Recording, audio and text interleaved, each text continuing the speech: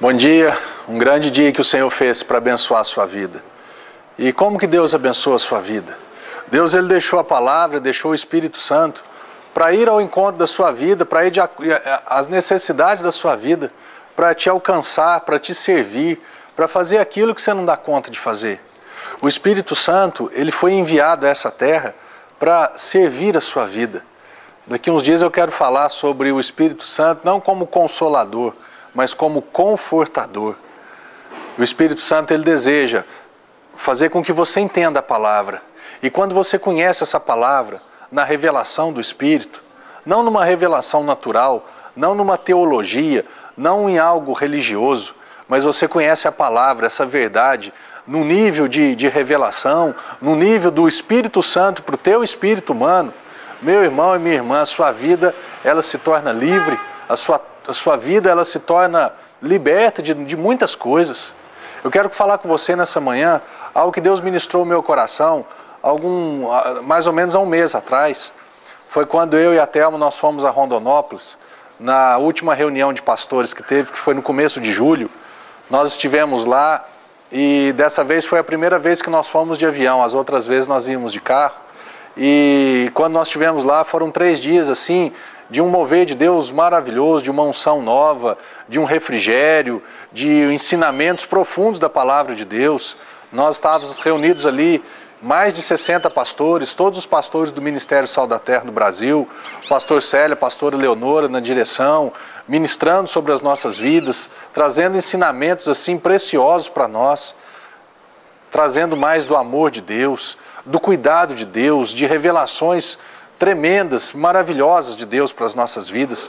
Foram 3 dias, foi um final de semana assim, maravilhoso. E até esses dias eu liguei para ele, que eu compartilhando com ele sobre o resultado disso na minha vida, em áreas da minha vida, no relacionamento com a igreja. Então foram dias assim muito maravilhosos. E dessa vez, como eu disse, nós fomos de avião e para voltar, nós voltamos de Rondonópolis, pegamos o voo para São Paulo, era 4 ou 5 horas da manhã. Lá em Rondonópolis, que é no Mato Grosso, é 1 hora mais cedo em relação aqui, Minas, em relação ao horário de Brasília. Então para lá era 4 horas, mas para nós já eram 5 horas. E quando nós pegamos o voo, tinham 3 escalas. O voo saía de Rondonópolis, descia em Araçatuba, de Araçatuba parava também, fazia uma escala em São José do Rio Preto, e de São José do Rio Preto ele chegava até São Paulo, no aeroporto de Guarulhos. E quando nós saímos de lá, nas 4 horas da manhã, estava escuro ainda, 5 horas no horário de Brasília, estava escuro ainda. E quando nós estávamos chegando em Araçatuba, um nascer do sol maravilhoso, o dia estava claro, estava limpo, e nós pudemos ver ali, eu e a Thelma, pela janela do avião, sabe, um nascer do sol assim, cores, uma pintura de Deus no nascer do sol. E quando nós pousamos em Araçatuba sem problema algum, e quando nós saímos de Araçatuba e íamos para São José do Rio Preto, antes da decolagem, era para a gente ficar ali só uns 10, 15 minutos, o comandante ele disse o seguinte, falou, olha, nós vamos esperar um pouco mais, porque o aeroporto de São José do Rio Preto, ele está sem teto para pousar. O templo está com muita neblina lá, e vamos esperar um pouco para ver se abre o aeroporto para nós podermos pousar lá. E nós ficamos ali uns 15, 20, 30 minutos, aí chegou um ponto que ele falou assim, olha, os passageiros com destino a São José do Rio Preto, eu vou pedir a gentileza que vocês desembarquem da aeronave e a companhia aérea vai providenciar o deslocamento de vocês até São José do Rio Preto. E nisso algumas pessoas começaram a se levantar para pegar suas bagagens, e enquanto eles estavam fazendo isso ainda, o comandante voltou e deu um outro comunicado, falou, olha gente, pode voltar, pode sentar aí, porque o aeroporto abriu, nós já temos teto suficiente lá para pousar. E aí nós fomos para Araçatuba, de Araçatuba para São José do Rio Preto, pousamos em São José do Rio Preto, saímos de São José do Rio Preto e fomos para São Paulo. E aí quando nós estávamos chegando em São Paulo, um tempo completamente fechado, um tempo todo de neblina ali em Guarulhos, e o avião pousou sem problema algum, não teve dificuldade alguma. E chegamos no nosso destino, voltamos para Poços sem problema algum, foi uma bênção. E quando eu estava aqui em Poços já, Deus usou esses acontecimentos para me ensinar algumas coisas. É o que eu quero falar com você nessa manhã. Ele me ensinou a respeito de pousar em determinados locais, em chegar a determinados locais, e falando a respeito da minha fé, sobre o meu relacionamento com Ele. E usando esses aeroportos, a condição do tempo, a condição do clima. E ele me perguntou assim: Marcelo, você tem condições hoje de pousar em qualquer aeroporto? Você hoje, Marcelo, tem condições de pousar independente da condição de clima, se o tempo está fechado, se o tempo está aberto? E Deus estava falando comigo, principalmente a respeito de um único versículo, que está aqui em 2 Coríntios, no capítulo 5, no versículo 7. Paulo diz assim, que nós andamos por fé e não por vista. Quando Deus estava fazendo essa pergunta para mim, Ele estava falando assim para mim: Marcelo, você chega onde você quer chegar sem que você esteja vendo com seus olhos naturais? Porque a fé é isso, meu irmão. A definição teológica e bíblica de fé é o que? Hebreus 11:1. Porque a fé é a certeza das coisas que se esperam, a convicção de fatos que se não veem. O que você não vê naturalmente, o que você não consegue enxergar com os olhos naturais, esses olhos carnais que eu e você temos, a fé, ela tem o alcance de enxergar o invisível. Ela tem o alcance de chegar a lugares que naturalmente você não chegaria, que eu não chegaria. Quando nós saímos de Rondonópolis, o primeiro aeroporto, em direção a Araçatuba, o tempo estava aberto, não tinha problema nenhum.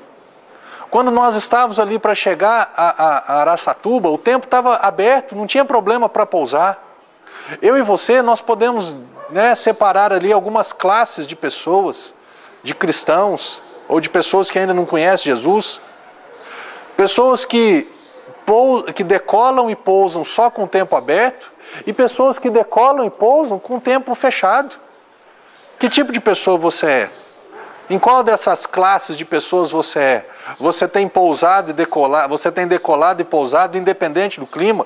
Você tem chegado a lugares que Deus tem para você chegar, independente se você está enxergando naturalmente?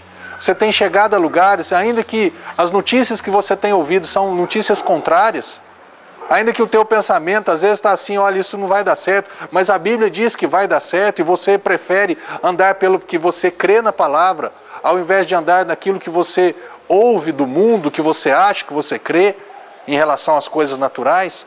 Quem é você? Você se encaixa mais em qual classe de pessoas? Aqueles que têm caminhado pela fé, aqueles que têm pousado em qualquer aeroporto, aqueles que têm chegado em lugares que naturalmente você não chegaria?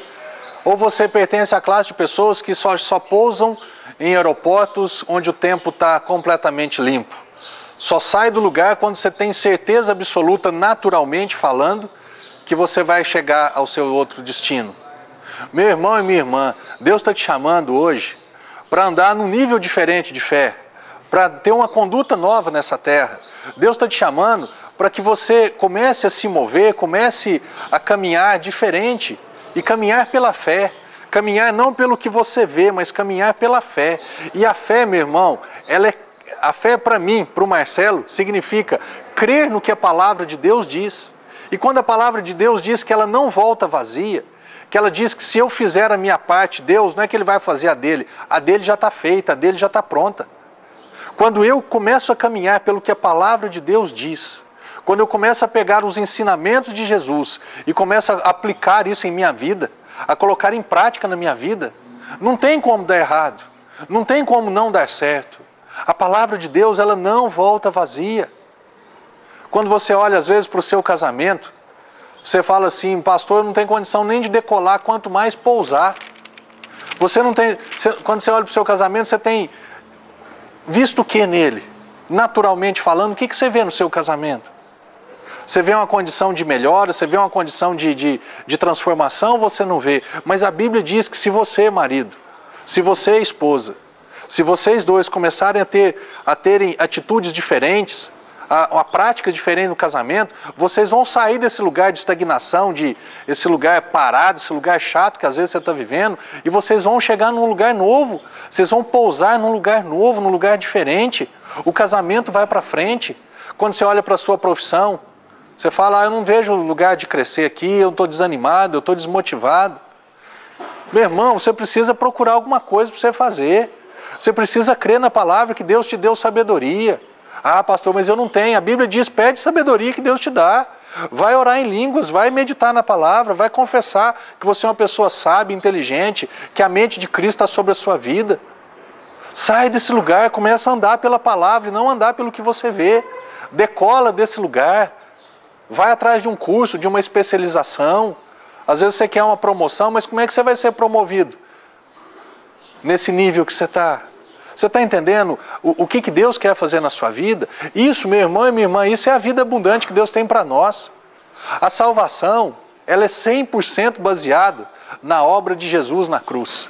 A salvação não tem nada a ver comigo. A única parte que tem a ver comigo na salvação de Jesus, para a minha vida eterna, para eu viver eternamente no céu, é quando eu abro o meu coração e eu falo, Jesus, eu te quero, eu te aceito. Você me quer, Jesus? Eu também te quero. É igual um casamento. O dia que eu cheguei para a Thelma, para minha esposa, eu falei assim, eu quero casar com você. Ela falou assim, eu também quero. Da mesma forma, Jesus é o noivo. Jesus chega para mim e fala, Marcelo, eu quero casar com você. Eu te quero para mim. Eu quero você morando comigo. Eu quero uma vida nova para você. Eu quero te dar uma condição nova de vida. Eu tenho um céu para você, Marcelo. A única coisa que eu fiz foi dizer, sim, eu quero. Agora, em relação à vida abundante, em relação a essa vida na terra, em relação a essa vida natural que nós temos aqui na terra, meu irmão, isso tem tudo a ver com você e comigo. E Jesus deixou o quê? A palavra escrita e deixou o Espírito Santo para me ensinar a palavra. E às vezes eu brinco lá na igreja, ficou faltando o quê? O que ficou faltando? Quando os discípulos, Jesus falou para os discípulos, vai, prega a palavra, eu te dei autoridade para expulsar demônio, para curar enfermidade, não precisa levar pão, não precisa levar bolsa, não precisa levar nada. Quando eles voltaram maravilhados, porque eles creram naquela palavra, e eles praticaram aquela palavra, e o que você acha que aconteceu? A Bíblia diz que eles voltaram todos cheios de felicidade, e dizendo para Jesus assim, Jesus, até os demônios submetem pelo teu nome. Jesus, não tem enfermidade que não sai no teu nome, eu creio dessa forma. Jesus, não faltou nada. Jesus perguntou para eles, ficou faltando alguma coisa? Eles falaram, não ficou faltando nada. Eu fui suprido em tudo, porque a palavra, meu irmão e minha irmã, é o teu suprimento, é o meu suprimento, é a nossa provisão. Ah, então eu vou viver de oração? Não, não é isso que eu estou te falando, não. Você vai viver crendo e praticando. Aquilo que você tem condições de fazer, você vai fazer. E aquilo que você não tem condições de fazer, Deus vai fazer. A Bíblia tem um versículo que diz assim, aquilo que é impossível para o homem, é possível para Deus. E se nós invertermos isso, aquilo que é possível para eu fazer, é impossível para Deus fazer. O que está na tua mão fazer, Deus não vai fazer. Mas aquilo que você já chegou no seu limite, você não dá conta mais de caminhar, você não dá conta mais, Deus vai te levar nesse lugar. Amém? No próximo bloco nós vamos dar continuidade a esse estudo. E você vai decolar desse lugar que você está. Você vai começar a pousar em lugares que você falou, eu nunca vou dar conta de chegar nesse lugar, porque o teto está fechado, não tem teto para pouso. Você vai aprender a chegar nesse lugar. Amém?